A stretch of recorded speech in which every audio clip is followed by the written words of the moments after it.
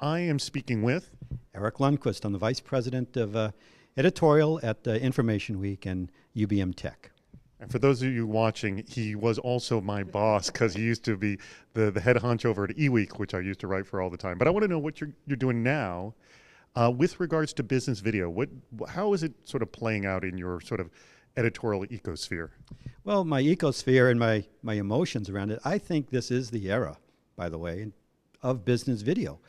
And why? Because one, on the consumer side, which we see as a tremendous influence over enterprise tech, the consumer side is essentially a multimedia video experience for people. I mean, more and more, that's what you sort of see taking place. And that's going to happen on the business side, but it's going to be a little bit different, Dave.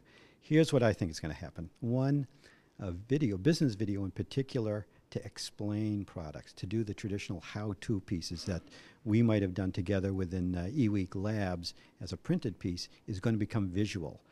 I know when I want to, I don't know, learn how to change the oil in my car, or do something, learn how to use a tool, I go to YouTube and look for the video. Well, that's what's going to happen on the business media side. The second piece is attention spans, and people just aren't going to read the long interviews with execs anymore. What they want to see is someone come in and ask them the 3 or 4 top questions of the time. You know, we're speaking today right now as Steve Sinofsky just left, either left or was tossed out of Microsoft.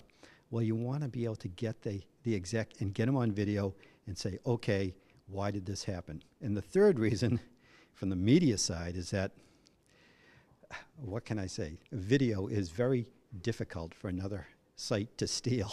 Once you have it, you have it. It's clearly your piece.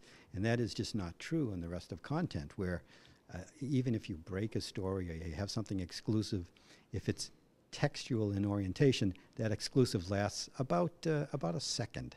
Whereas on a video piece, you have it branded, it's clearly you, and it's something that you can keep and promote within your own organization and other organizations and other channels. I never even thought about that last one. That's a great reason for video. Let me ask, though, specifically, what are you guys seeing to be most successful? I know you guys do tons and tons of interviews. What have you found to be, I guess, the most successful formula, like this always works for us? Well, I think it's still the sense of you've caught the big fish. You know, you've gone and interviewed, Chambers at Cisco, or Larry Ellison at Oracle, or Steve Ballmer at Microsoft.